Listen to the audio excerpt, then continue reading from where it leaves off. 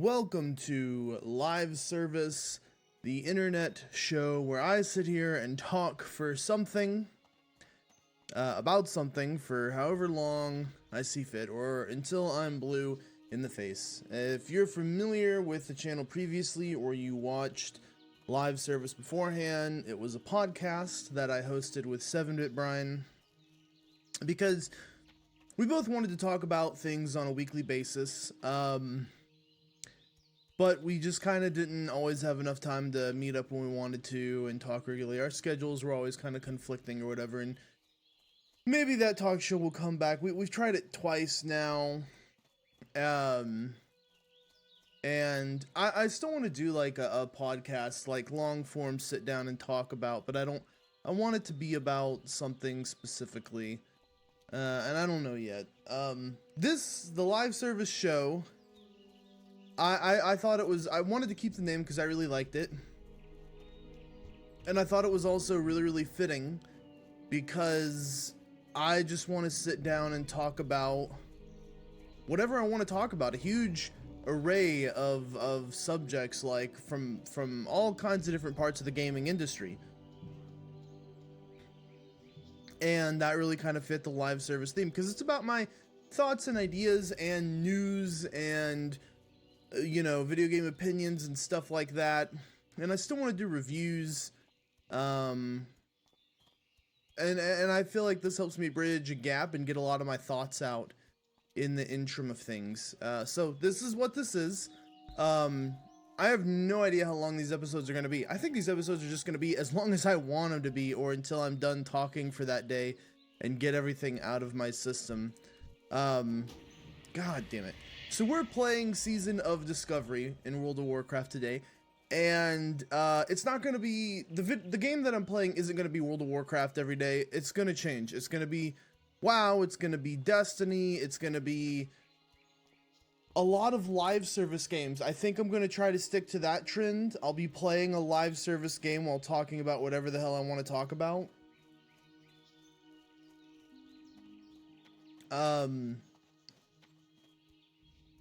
But the main platform is for me to get my thoughts out on whatever subject that I want to. So, yeah.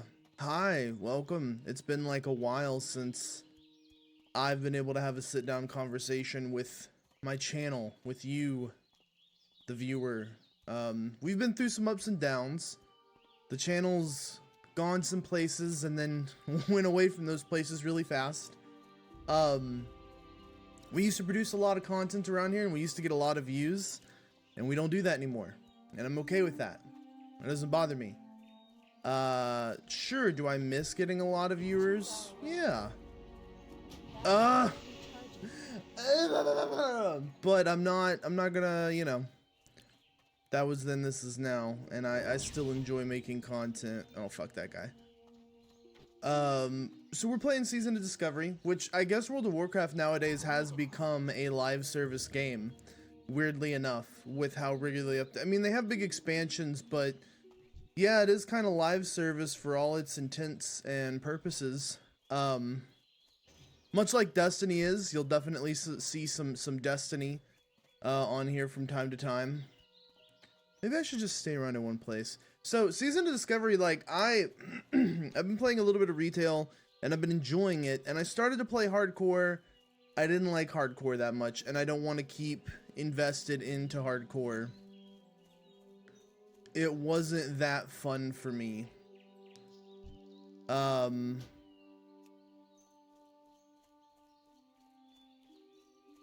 But the idea of Season of Discovery is a lot of fun for me, because it is changing so much about the game in a state in World of Warcraft that we're not used to. The max level is 25. Now we have runes that drastically change abilities, even if they're pulled from like previous expansions or stuff like that. I'm playing a Warlock, which is something I don't normally do. I'm more of a guy with big sword class. In retail I'm playing a Death Knight and a Demon Hunter. I've been leveling an Evoker because they're fun, because the newest class always seems really, really fun, and they have a bunch of cool stuff that they can do. but I still prefer my Death Knight or my Demon Hunter by a country mile, and I'll still probably continue to play them over everything. So the servers are fucked. There are so many people in these servers right now. There is the mob spawn can't keep up. There is layering. It's not doing a really great job at the moment. Unless all the layers that they're creating are just fucking packed to the brim, which could be the choice. Could be the case.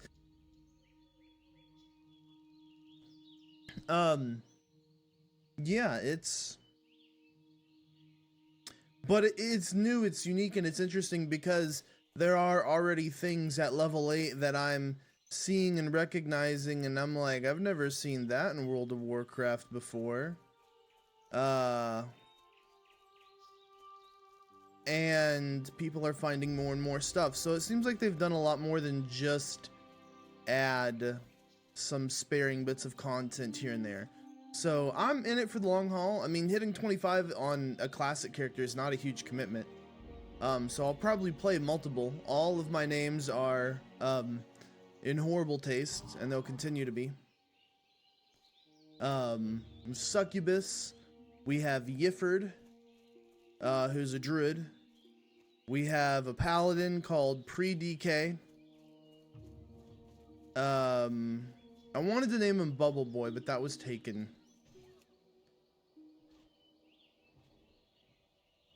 I don't think I'm gonna play a hunter. Hunter's never been my style. Okay, damn, so you can only carry one of those in general. Okay, so this is one of the new things I was talking about. Waylaid supplies spiced wolf meat. So there are these new things. You can only carry one of them at a time. And whenever you do them, they give you rep and silver, but they give you rep for some company that I'm not sure of, so we'll see. That seems really interesting. But yeah, so WoW's been fun. WoW's good again, question mark? I don't know. I'm having fun with it at the very least. I don't really care that much for Dragonflight's story, but there is so much to do in the game right now, between retail, between classic, season of discovery, between actually yeah, it's just those two things. I'm not really a huge fan of hardcore, and I never will be. I understand why people like the idea and the challenge of it. It definitely seems cool. It's not my kind of playstyle. I get too attached. I like characters. I'm big on commitment. Lol. Despite the fact that I have commitment issues that I'm working out with my therapist. Those are two separate things though. It's funny because while playing this,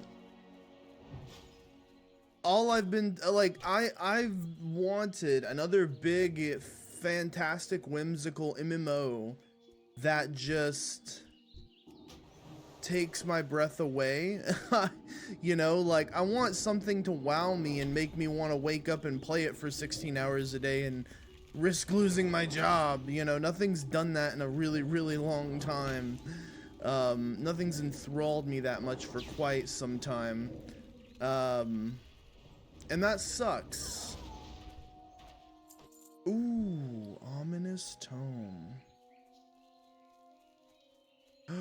Oh, that's right, I need this.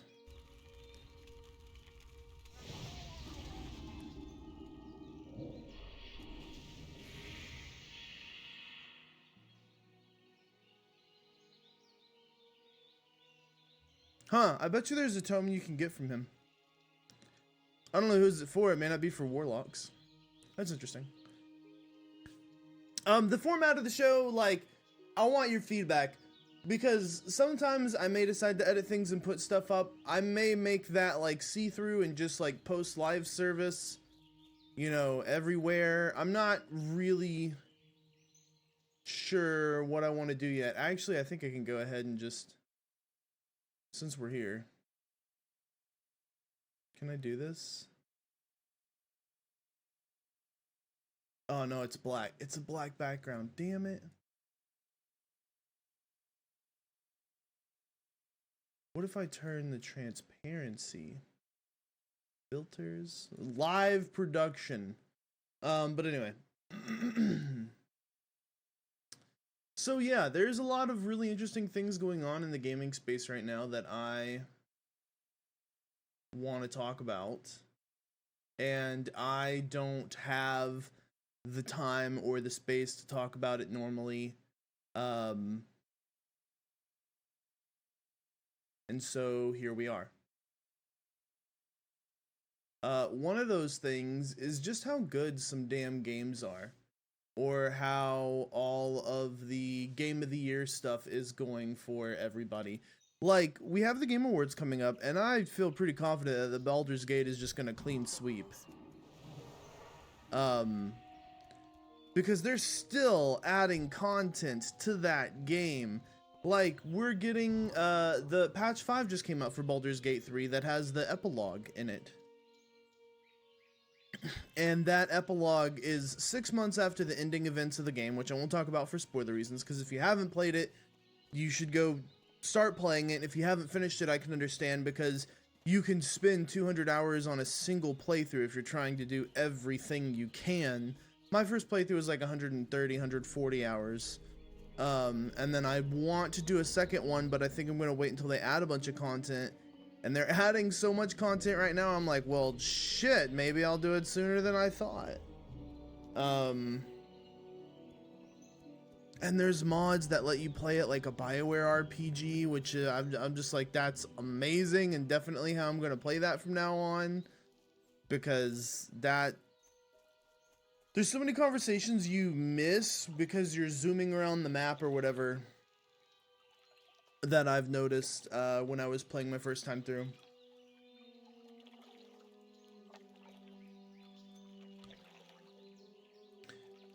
So yeah, how have, like, with Baldur's Gate 3, like, do you guys think that it is going to sweep the Game Awards like a lot of other people do? Because I'm also playing Alan Wake right now in my spare time off stream. And I'm playing it off stream because it's a very intense game. And I actually just can't run both Baldur's Gate and stream it very well. I need to rebuild my PC, or I need a 2 PC setup. I honestly really want to get myself a 2 PC setup so I can stream all those kinds of things, because like with the story games, with the really GPU intense story games, I can play them like Alan Wake 2, but then my stream will look like crap or my game performance will suffer, and I'm a little sensitive bitch. I'm pretty sensitive about like whether or not something is around 60 FPS. I can deal with like 40 or 50, but like 30 FPS actually hurts my eyes. Actively hurts my eyes. And less than that, I can absolutely tell, and it starts to give me a headache. Probably because I'm just so sensitive to like things like motion sickness and whatnot, which suck, but it is what it is. It is what it is.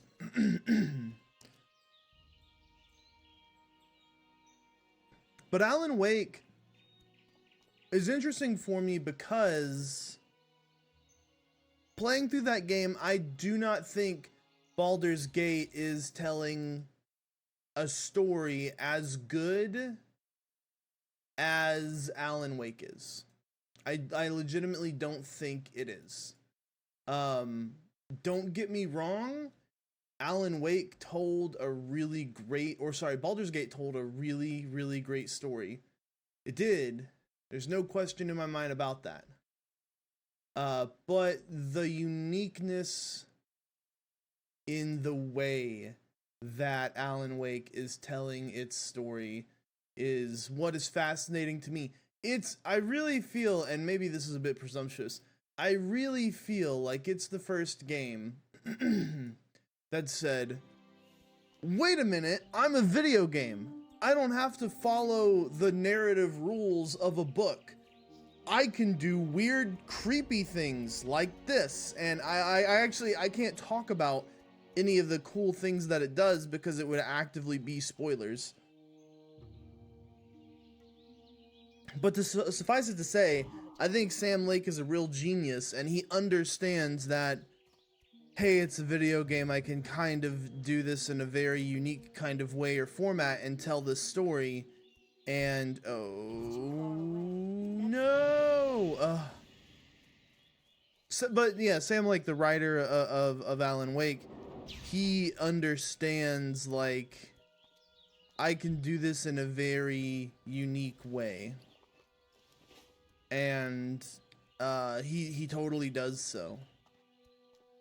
He utilizes the fact that it is a video game in a very unique manner to continue to tell that story and make it really interesting. And I can't wait to see what they do next. I loved Control. I was kind of like lukewarm on Alan Wake 1. But Alan Wake 2, really good. Control, really good. Fantastic even.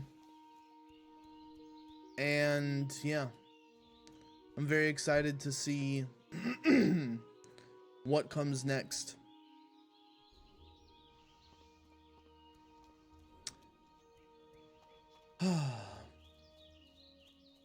There's all kinds of weird things going on with gaming, like the finals. We had the beta test of the finals recently, and it was using AI generated voice stuff. And I'm like, so I know a lot of voice actors are really concerned about AI generated voice stuff and what kind of threat it poses to their industry. Understandably so, because some of it's really good, some of it's really bad though, and noticeably bad. You kind of wonder, because we've seen some that's really, really good. Great examples would be, I should have fucking shot my shot.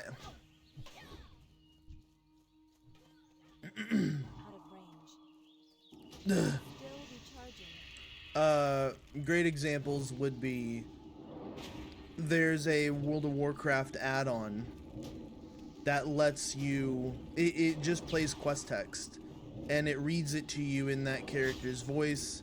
It's really cool.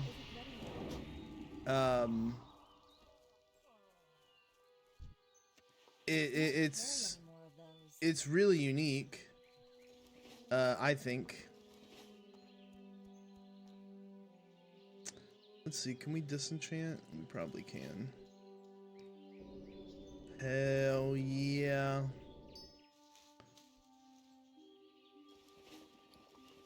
Two lesser magical essence. AI is going to pose a threat to a lot of people in a lot of industries, though, very quickly, just because of the fact that it is easily accessible to people that have no idea or no information or no skill set. And then for people that have a reasonable rudimentary skill set in technological based things or IT, man, there's a lot of fun stuff you can do with AI, with AI voicing, writing, and all kinds of stuff very quickly. And a lot of it just spits out crap. It is just like crap that it spits out. But the thing is, sometimes what you need is a little bit of crap to get you started. And if you have a little bit of crap to get you started,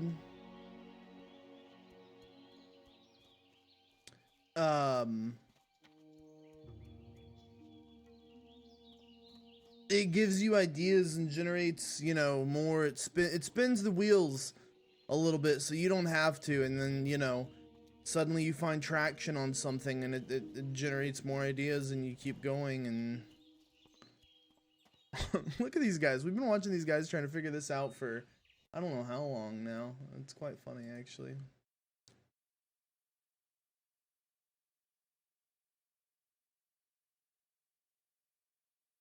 Oh, he wants me to immolate it. Yeah, it just resists. Oh, wait, what?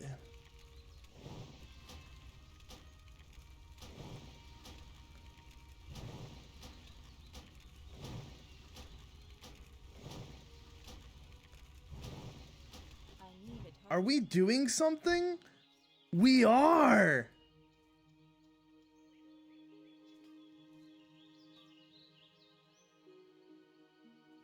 What did that do, though?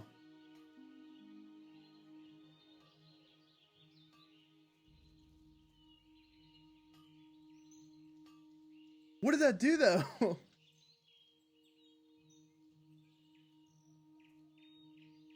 Oh, okay. I don't know. We'll come back later and do it ourselves, because obviously we can do it. We just have to immolate over and over again. But yeah, there's a lot of cool stuff in the gaming industry. There's a lot of layoffs. There's a lot of bad stuff in the gaming industry going on right now. But you look at other stuff and it makes you really hopeful, like Dragon's Dogma 2.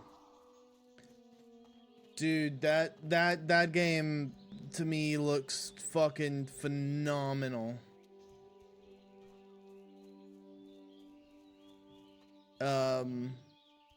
I love Dragon's Dogma 1. It had some problems. But it was really cool. And you know, hopefully Dragon's Dogma 2, I mean, just from the previews of it, man, it looks amazing.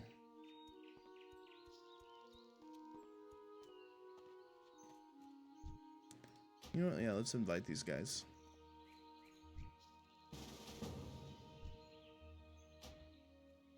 They can't join our group. Well, fuck you then.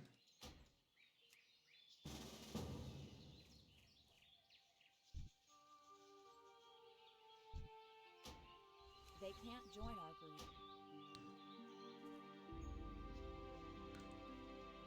So yeah, I'm excited for that. Everyone was wondering what that was going to be, what the first big like title was going to be in March for Capcom. Everyone was hoping it was going to be Monster Hunter World 2.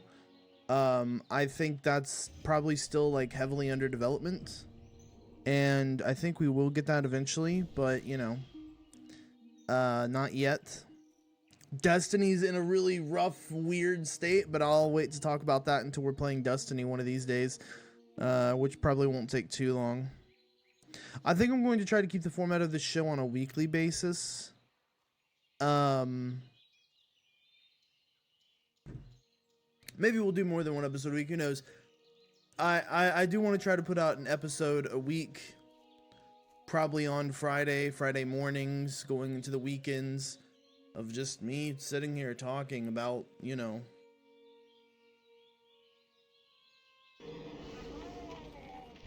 okay,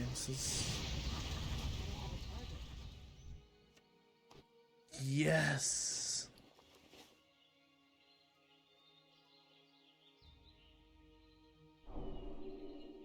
awesome.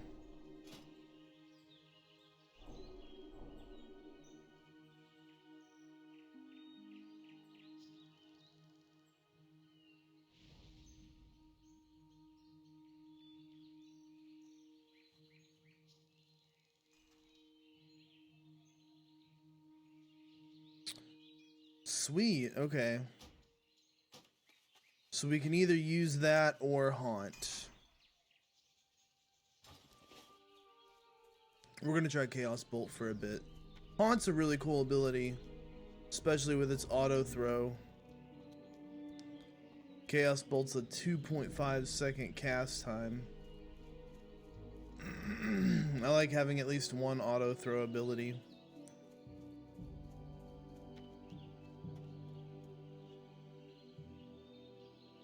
Although eventually I hope to get the Metamorphosis tree for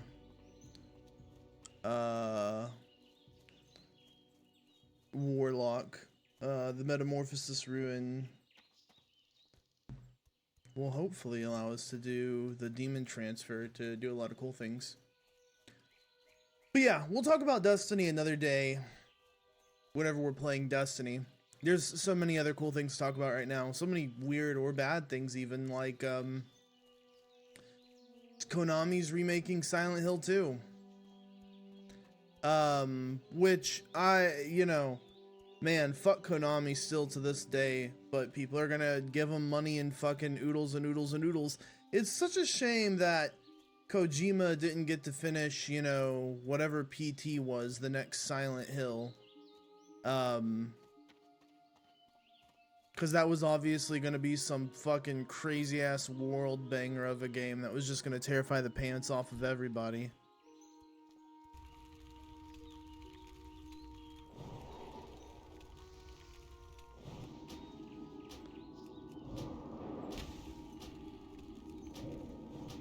Lethal Company has been one of those things that is like starstruck the industry, I feel like. Everybody wants to play Lethal Company. It's the new Among Us, But that's nice to have. It's nice to have one of those indie games every couple of years that's just like a crazy ass world beater of a game that everybody suddenly wants to play. And you see indie devs that worked hard on something and their idea came to fruition and they really deserve it. And it's really nice to see those kinds of stories. But I also think it shows that, like, making gameplay fun is something that has to be done on a design basis, and just because you have a ginormous studio with thousands of people working on a singular game doesn't mean your game will be fun. A really great example is Battlefield 2042. That game has had so much money poured into it, and even after all the developmental updates and, the new content and stuff like that, to me, that game still just feels dry. And I think it has to do with the gunplay. The gunplay doesn't feel like it has any kind of heft or weight or usage to it that makes it appealing in the sense that people would want to keep playing it.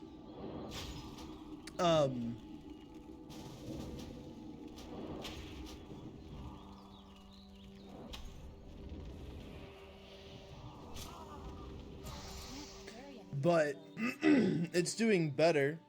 Battlefield 5 was on sale and I ended up getting that.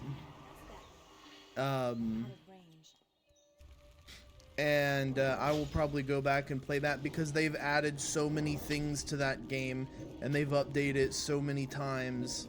It's got a lot of content to it now, and I think it'll probably actually be worth checking out and playing for a bit.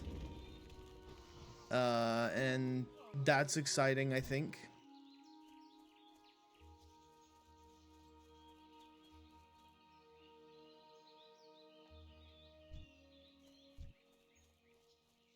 Where's my guy at? His name is Elite Pone Sauce.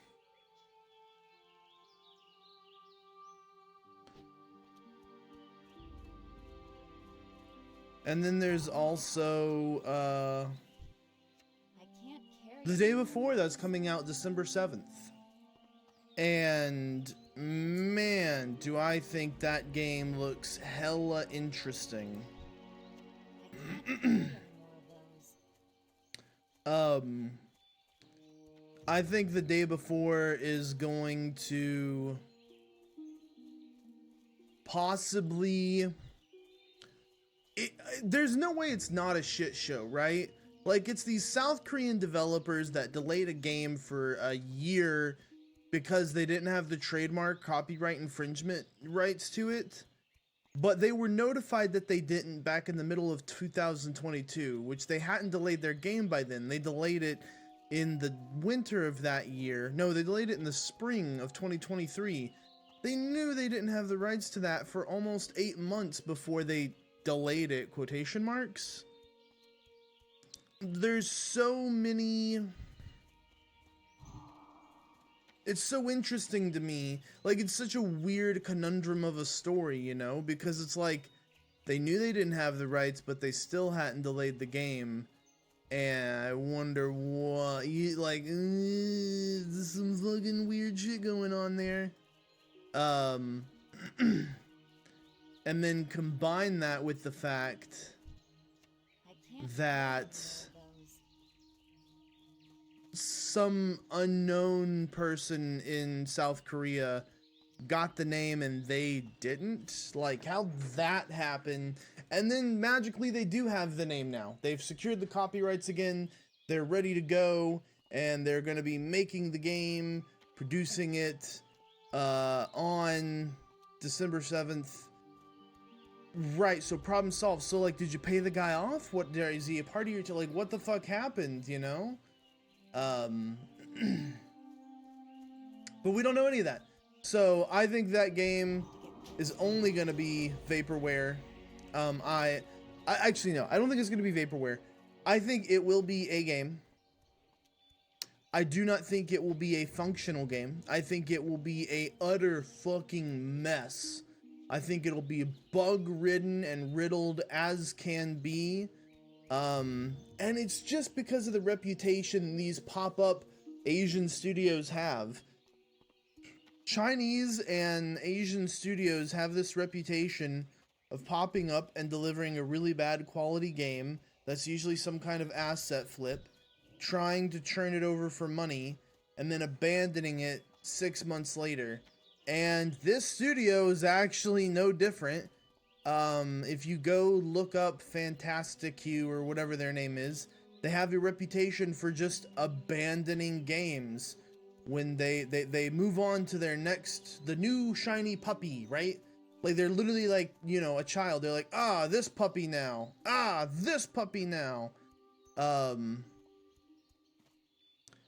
it seems like there's nothing you can do to stop them from that, which sucks. I feel like developers that don't support their games, while it is still financially reasonable and sound for them to do so, should kind of get a kick in the dick.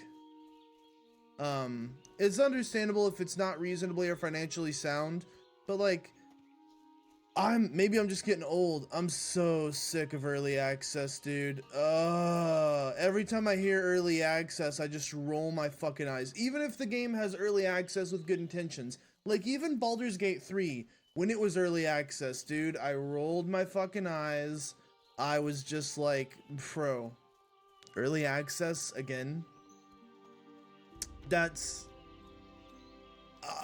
I don't want to deal with it because it's being used 95% of the time as an excuse to deliver a half-finished, half-baked game, push it out the door, and get money. Instead of taking the extra time to develop it properly. And it sucks. It's a huge pain in the ass.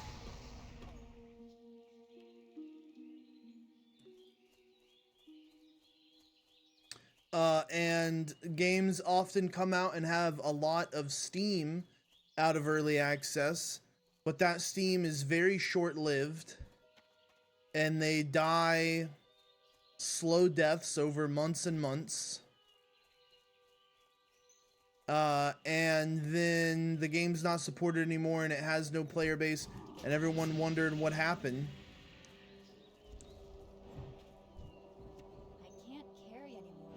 And it was the fact that they weren't delivering updates at a regular enough cadence to keep interest in the game. And the fact is, like, if you're not, you either have to do one or two things. You have to release enough updates to keep interest in the game regularly, or you have to make public statement and say, hey, we have the development funds that we needed. Now we need time. We're gonna go away for like a year and come back with a major update. And then even then, some studios are too slow. some studios get a ton of money, but they don't come back. They don't hire a bigger team. A really great example is Valheim. As far as I know, Valheim's team didn't get much bigger, and they took 1.5 years to produce an update. And trust me, I'm someone that can understand wanting to keep all of that money for yourself and that team. Like, I don't know how many people made Valheim. It's not very many, though. I get it, right? It's a money thing. You want to keep all that money, all that success for yourself. But there's no reason you can't cut yourself really nice big paychecks, buy yourself a house, pay it off, buy yourself a car, and basically be set for the next 10 years of your life and not have to worry anything, and then use the rest of that money to actually go fund the studio, hire more people, and accelerate the development of it to make yourself even more revenue in a long-term stance.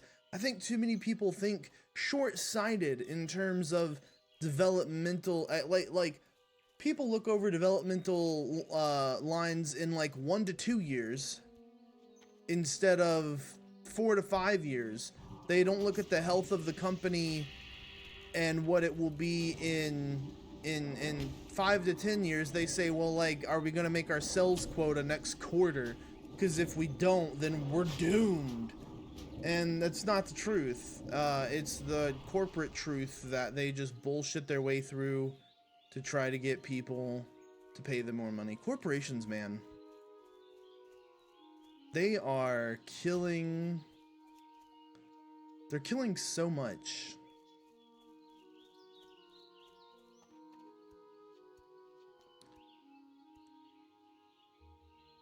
They are absolutely... Ooh.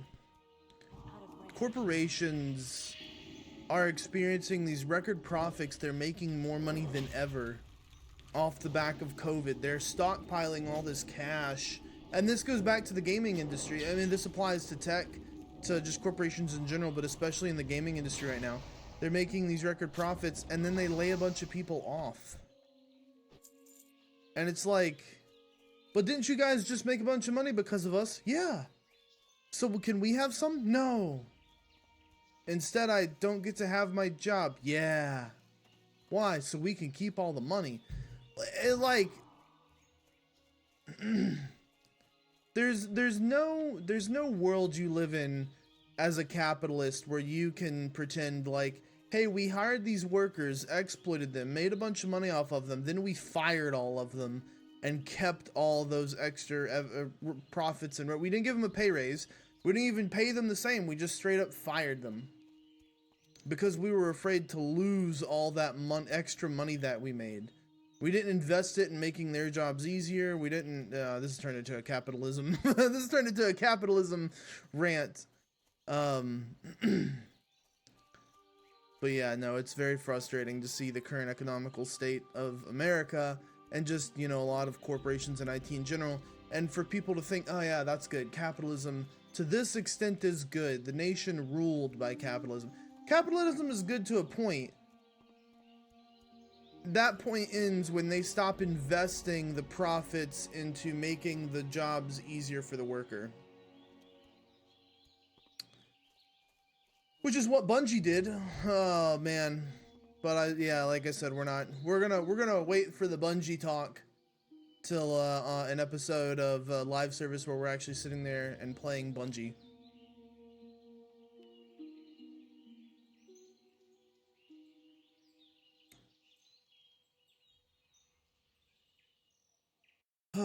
So, one of the big things that's come out recently is all this weird tribalism. In the last 6 months, I've noticed a lot of it. It's a lot of weird tribalism about what console you prefer, what video game you prefer, whether you're PlayStation or Xbox. And now there's this weird idea of an Xbox tax floating around, which is just ridiculous and obscene to me. It doesn't exist. They're fucking idiots. But, you know, here we are discussing it anyway because they think it's real. I don't understand. I never understood tribal consolism. Or console tribalism. There you go. Word hard. It doesn't make sense to me. Why do you have to pick a thing and like it so much that you're willing to argue with other people about it? That it becomes literally a part of your personality. Why do you have that kind of brand loyalty? I guarantee you that brand doesn't have that kind of loyalty to you. That brand would fuck you in the ass and throw you in a dumpster on prom night, dude. But people will go to bat for PlayStation and Nintendo and Xbox like they wouldn't believe. And look, here's the fact of the matter. They're all evil, by the way. Xbox, Nintendo, PlayStation, especially PlayStation recently. The amount of anti-consumer things PlayStation is doing, I find literally appalling that people think it's okay. And they give PlayStation a pat on the back and be like, it's okay, PlayStation. We know you made a mistake, but you produce good games. Like, the number of things that they do is just so gross. For and to the consumer. It's like, really great example is the new PlayStation Slim. The new PlayStation Slim, which has a smaller form factor and standard comes with no disk drive, is $50 more expensive than the old PlayStation 5. What? Well, then I'm just gonna go buy the $50 cheaper old one. Why would I buy this one when you're charging me $50 more? That doesn't make sense. What the fuck? It's too far away. That spell isn't ready yet. So yeah. But people are okay with that. Not only are people okay with that, they think it's a good thing, I guess. It baffles me and it doesn't really make sense. Oh my god, he's hitting me so hard. That people just kind of accept that More of those. and think it's okay. But you know, here we are. And Sony's commitment to live service games. Live service games, despite the title of this podcast, live service games aren't a good thing. Here's the magic trick that the gaming industry played. They took the word early access and rearranged the letters to say live service. They added an I and a V and, you know. They rearranged the letters to say live service. And they use the shield and the branding of live service as an excuse to deliver unfinished games that are unpolished, that are buggy, and that lack content. And they say, don't worry, wait till our new season. The seasonal approach. Yeah. I hate seasons. I hate anything that's seasonal based. I hate Season of the Wish. I hate the idea of Season of Discovery, that this is only going to be here for a certain period of time. If I'm paying for something, why can't I have it forever? I paid for it. It's mine. Why is it only here for a short period of time? Bungie is... Oh man, we're talking about Destiny and I said we wouldn't. Bungie's the worst at this, but any live service game that has a seasonal thing, like, if I paid $15 for this pass, at the end of the season, I should get everything in the pass. But I can get things in the pass earlier if I played to earn them. Because I paid you the $15 already. It's insane to me that people will pay $15 for a seasonal pass and then they just won't play the game, and that seasonal pass goes away and they don't get any of their items, because it is literally a double backhanded comment. The developer's saying, hey, you're gonna pay me $15 for this seasonal pass. Okay. Then I want you to engage in my game a minimum amount this season so you get all your rewards from your seasonal pass. And if you don't engage a minimal amount, with my game for all the rewards in this seasonal pass, it goes away and you never see them again and you never get them. Or like Bungie's doing, I'll sell them to you again for jacked up prices later on.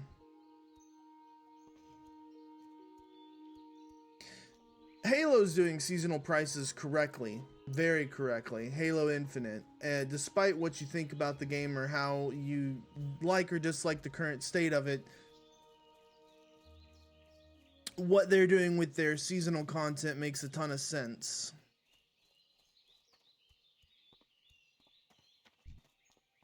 Oh my gosh. They don't exist, chat. They don't, these Defias fucking wizards for me to murder. They don't exist. You know, I might start recording these while I'm streaming too. These guys have been here for forever, I feel like. We've been here a long time trying to fucking melt this ice. But yeah, live service I think is abhorrent and I want regulations against it. You know, people always, when I talk about this and I say like I would like a regulation or something against like seasonal passes or like live service games or whatever, people say, what, you want the government to step in? Yeah, I want some form or some body that's there to regulate it to step in, because the industry is not going to regulate itself. The industry looks at us like money bags, and they're trying to figure out how to extract every single dollar of us. They're not going to respect us. They don't give a shit about us. In no way, shape, or form are they going to do something that is good-natured for us without expecting a return in profits. So yeah, I think there is a certain level. This is why there's consumer protections. Consumer protections exist for this reason, to protect the consumer from shitty corporations being overzealous and greedy. It happens constantly. It's happening every day. They're reaching as far as they can into your pocket and removing as much as they can out.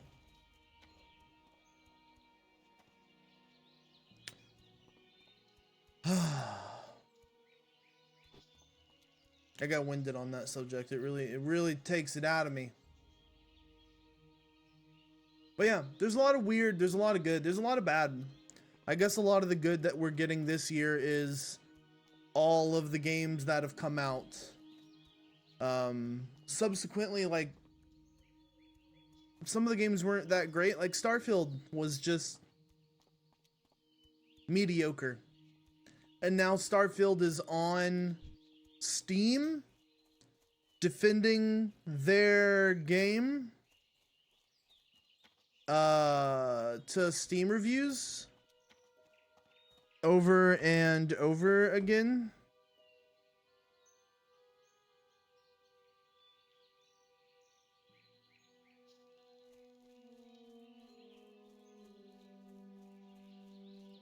And that's weird that you have to like what's weird to me is that Bethesda is paying PR people to go defend their game in Steam comments.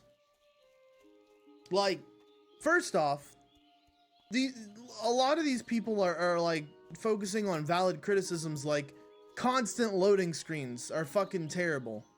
We hate the constant loading screens. And they say, well, yes, but the loading screens are there to generate depth and immersion for the massive amount of blah, blah, blah. Like they actually try to defend it, which is weirdly sickening to me. I don't understand. Like, it's just a dumb PR move.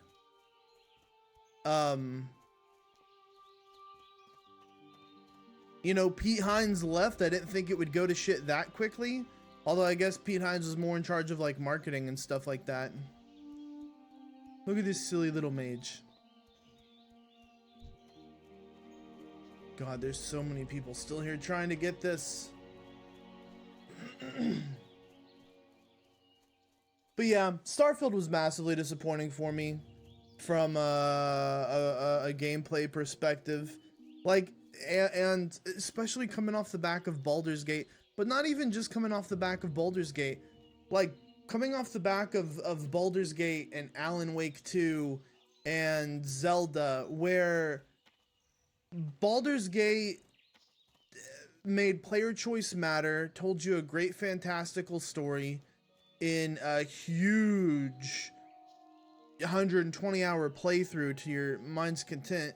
Zelda gave you seemingly limitless gameplay options and allowed you to do things that physics engines just normally don't let you do on a underpowered handheld device that could barely run the game at 20 FPS.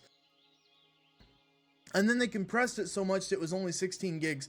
Dude, honestly, Zelda might have been, Tears of the Kingdom might have been my game of the year if it wasn't on the Switch. The Switch held that game back so much. When I emulated it on my PC after playing it on my Switch, it was an infinitely better experience. Not just kind of a better experience, it was literally an infinitely better experience because it was at a stable 60 FPS.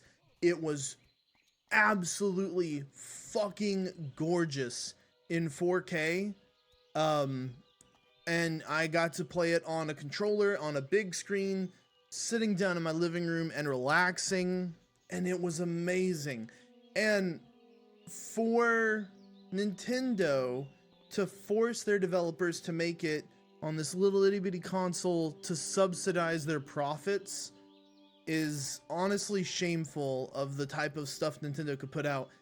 And I understand that there's a Switch 2 coming and that it can run possibly at 1080p, in actual 1080p 60 FPS. And if it can, man, that's gonna be fucking amazing. I hope it's true. And, you know, like, PC gaming's always going to be the thing that I'm interested in the most until the day that I die. Even if I have to slap on a giant VR headset to do it, it's going to be the thing that I'm most interested in because it's going to have the higher frame rate, the higher resolution, you know. And then by the time that we get, when handhelds can do 4K 120 FPS with RTX, then I'll play on handhelds, absolutely.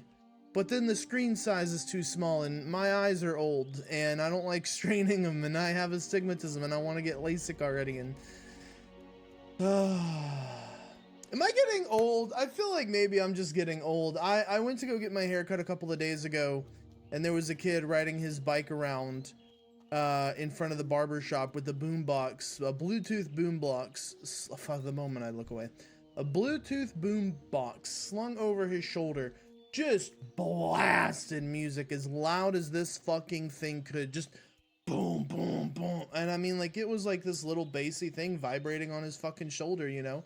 He was fucking pumping them tunes. And I'm like, bro, are you fucking, like, kidding me? Like, dude, you're so inconsiderate and a disrespectful little shit. You're just sitting here blasting your goddamn tunes. And so, oh, he's not bothering anybody. Why are you being, he's bothering me, fuckface. It's a no, I don't want to have to endure some teenager's shitty musical choice of a mumble rapper. I got my bitches in my Fawawi. Like, go listen to Dre and Snoop and Eminem and fucking 6ix9ine. You know, instead of all these fucking mumble rappers, a Biggie and like, there's so much bad rap these days of these little fucking talentless hackless, worthless little. And I don't want to blame Lil Wayne because Lil Wayne has a lot of really good music, great music. I think Lil Wayne probably did like the best in personifying like gangster rap in an intellectual kind of way. And, you know, often the pairing that he had with Nicki Minaj in rap culture, and Nicki can spit some pretty sick rhymes too, you know. This is a weird tangent. Trust me, it'll go somewhere. It won't, but whatever. And then people wanted to emulate him and like just that natural speaking style that like Lil Wayne had or whatever, which resulted in that mumble rap, and it was just atrocious.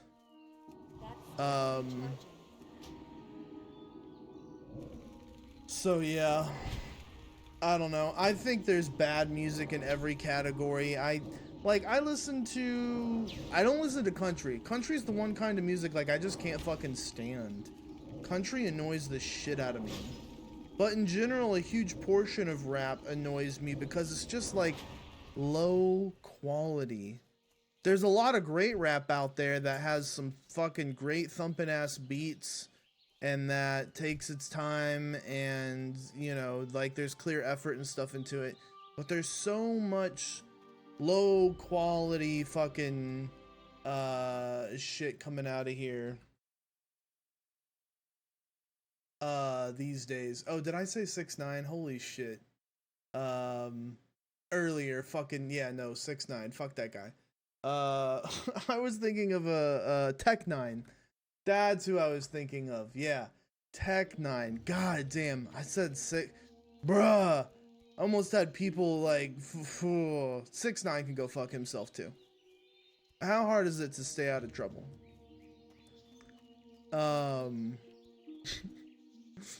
God damn. Somebody's gonna hear that and be like, this guy like 6ix9ine, fucking cancel him. Tech9's a fucking beast. But yeah, you know, so yeah, I think that's gonna kind of wrap it up. It's close to an hour. Probably won't be this long before. I didn't expect it to be this long now. I just kept talking. Look at all these warlock losers. look at the evolution of this place in an hour. Still a bunch of assholes here. And I still don't have my final red bandana. Maybe we'll get it next episode. But yeah. What do you guys think's gonna happen at the Game Awards? Is Baldur's Gate gonna clean sweep it?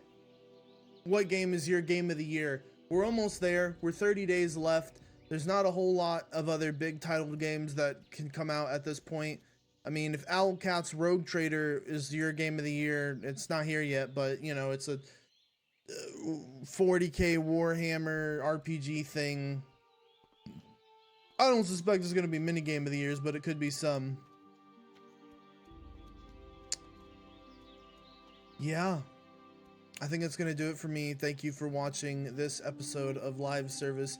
You can come watch me live over at twitch.tv/GUNZGAMES, where we'll be playing Season of Discovery throughout. We do new episodes of Live Service every Friday morning. I'm gonna say it here and now and attempt to stick to it and make no promises outside of that. There's some games I want to get back into. I want to get back into PUBG. I want to get back into well, we're back into World of Warcraft now, you know. There's a couple of other games that I want to start playing more on a regular basis that I miss. And maybe we'll do an episode of Live Service with PUBG, which would be kind of hard for me to do because like I take my PUBG very seriously. I focus down real hard. I like winning at PUBG. I like winning just in general. But that's gonna do it for me. Thank you guys for watching. I will see you guys later. Have a good night, a good morning, a good evening, wherever you're at. Make sure you have a good one, and I will see you on the next one, guys. GG.